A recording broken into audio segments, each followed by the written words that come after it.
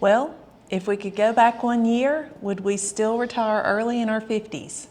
I'll tell you, even the answer surprised us. Let's talk about what early retirement really looks like after 1 year. The good, the bad, and maybe the parts no one really talks about. Welcome to Retire to Roam. I'm LJ. I'm Russell.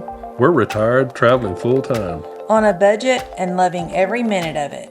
So 1 year ago this week, in November of 2024, we stepped into early retirement in our 50s. And believe me, it was not an easy decision for me. I think it was easier for you than it was for me. It never bothered me. I knew I wanted to. We were raised in a world that you worked until you were 65, you hoped for the best, and then you dreamed of life after retirement. But then we realized something. Yeah, we realized there was no perfect time to retire. And what we realized is if we waited till 65, or even my maximum retirement age would have been 70, God doesn't promise us another day. No. And we didn't want to wait until we were 65 or 70 to retire to hopefully have a few good years to get out there and travel and enjoy life. So we chose to do it early. Yeah, we didn't want to spend our healthiest years in, deadlines, answering emails and phone calls in the middle of the night and having to rush to this deadline and commute and we didn't want to do that. We need to be really honest here. Everyone that watches our videos, they see the travel, they see the fun, they see the smiles, but we have to tell you that we had some real fears before we pulled the lever, I guess, on retirement. Yeah, the biggest fear, even me, just trying to put this plan together was, would we run out of money? Yeah, that's a big one. And we're not here saying that you should go and turn your notice in tomorrow if you want to just travel. Obviously, you need to have a plan. And getting that plan together is the number one step. And that plan includes money. You're going to have money to travel. We are not multimillionaires by any stretch of the imagination, but we just decided that our time was more valuable than what our bank account number showed. And there was a saying that I saw the other day that time is the only currency that you spend that you don't know how much you have. And that is so true. That is true. Well, another fear that we faced when we decided to do this, what if we get out here and we're halfway around the world and we get bored? Has that happened? No. I've been pretty excited about it. I've enjoyed it. I mean, hadn't touched ground in the actual continental United States in over a year, and I'm not bored. We've had friends that have retired. We've heard people that at church and different places that have retired, and they've gone back to work because they said, "Oh my goodness, I was so bored, I had to go back to work." Well, that has not happened for us. Happened to me. I don't see that ever happening for us.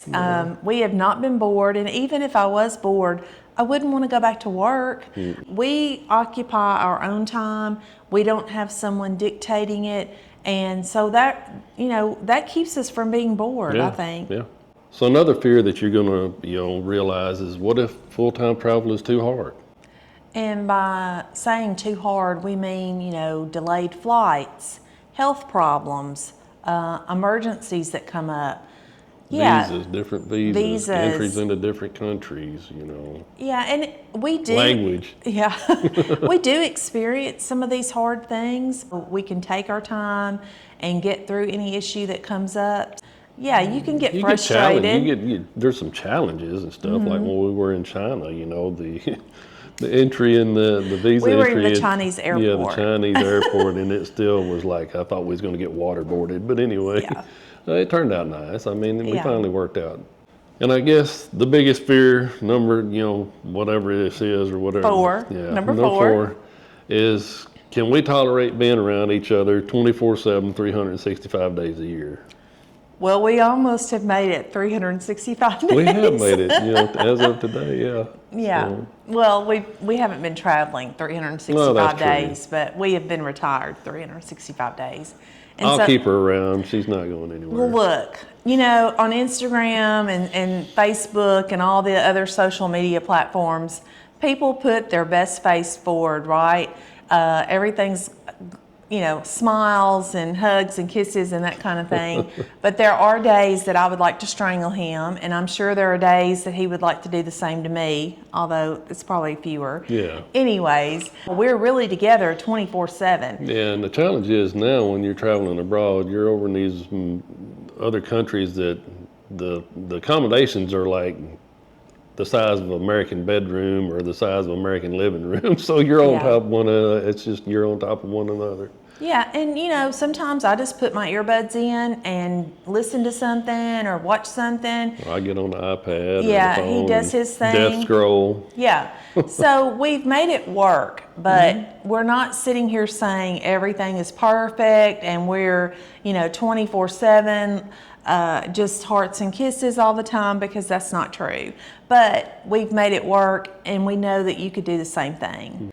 Looking back at our first 90 days in retirement, that seems like a long time ago.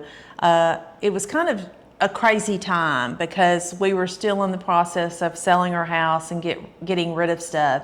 But it was shocking to me how quickly we got into the rhythm of retirement. Was it for you? Yeah, I mean, everybody says it'd take a couple of weeks. I think I was ready for it like that afternoon. Yeah, on Sundays, when I was working, and I had a great job. I worked from home most did of the too, time. yeah. I had great people that I worked with. But Absolutely. on Sunday afternoons, I would start getting this pit in my stomach, that knowing I was going to have to be at work the next day. Yeah. And the first Sunday that we were retired, I started getting that same feeling, and I was like, you know what? I don't have to feel that way anymore. I'm not going to work. And after that, it was kind of like, okay, this is great. But yeah, it didn't take me long at all either. I don't miss it at all. Yeah, I me still, either. talk to some of the people I work with, but yeah, I'm just like, there's like, yeah, we got to do this tomorrow. I'm like, yeah, not me. I guess our other big surprise would be is just how little of much stuff that we needed to pack. We found out even through this whole year that we're still packing too much, but I think we've got it back down to a science, and I think we've I think we've actually made a video, and you can probably follow along on our playlist here and show how we actually pack our bags now, because we've whittled it down. Another surprise we've had is that slow travel has been less expensive for us, we think, than what we would have been spending had we stayed at home and lived just in retirement.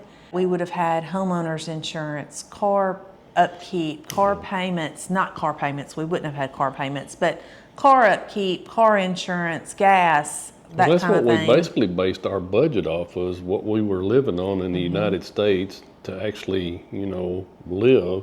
And that's how we come up with our budget that we travel on. And we found out that we don't need that much in international travel. And just to remind you, if you don't know, our travel budget is $4,000 a month. And most months, luckily, we have stayed well below that. It's coming up the very first part of January. We'll be showing you how much we've spent for the entire year. Instead of staying tuned, how about hitting that subscribe button and follow us, on all these travels, and then you'll be able to get alert and find out when we do post that video. And it's free. It's free. People may think that most of our days are made up of travel days, getting on a plane, getting off a plane, trying to find a hotel or a condo where we're staying.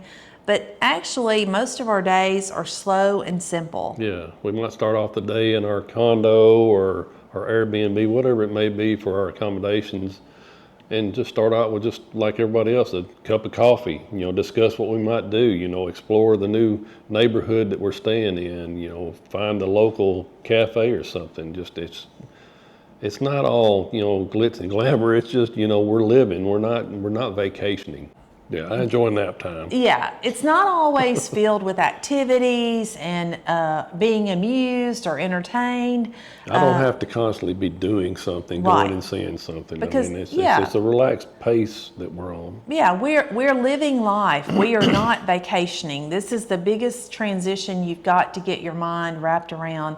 Is slow travel is not a vacation. Yeah. It is a type of life that you're looking to lead. So to just cap it off, the biggest difference is I think that we finally own our time.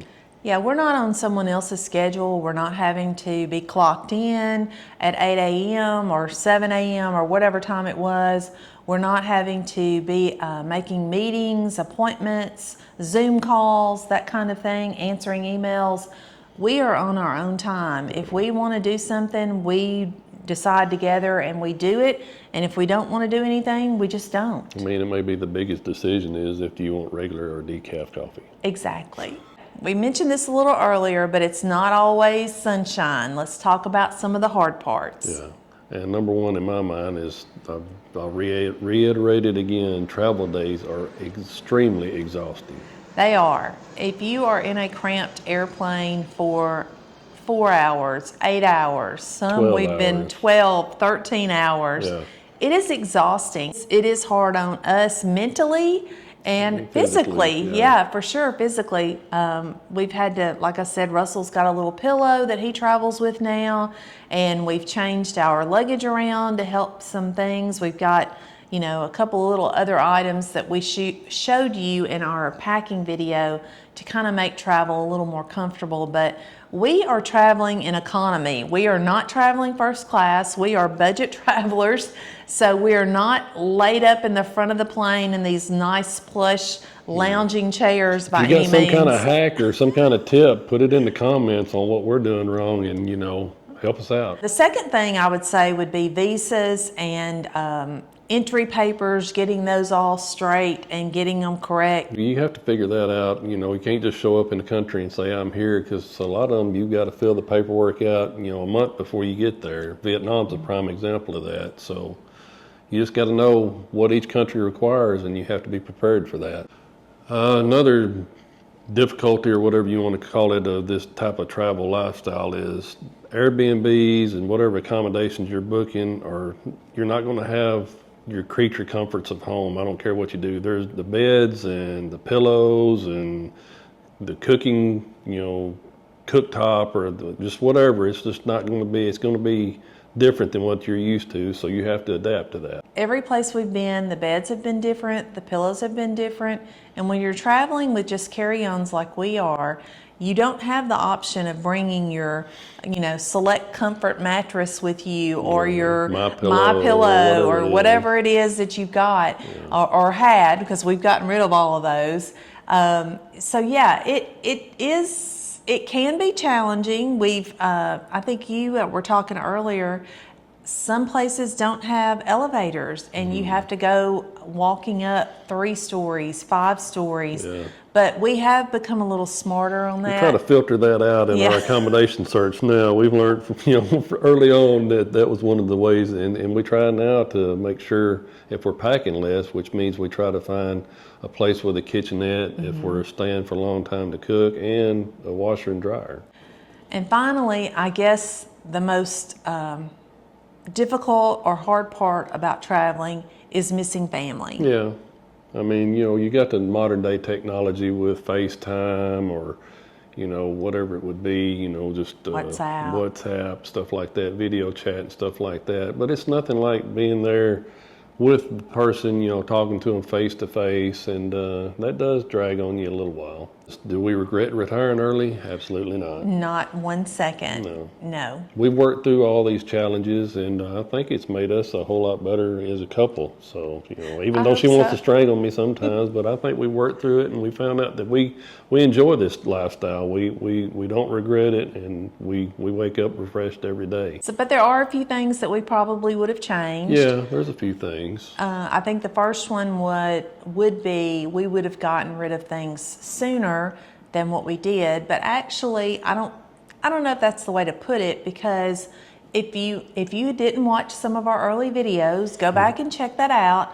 We did a process called the Swedish Death Cleanse, and we started that about 3 months before we retired. Right. And we just started getting rid of stuff, and we actually got rid of things fairly quickly. But what frustrated me, and I think you too, was we had so much stuff to get rid of. That was what was crazy.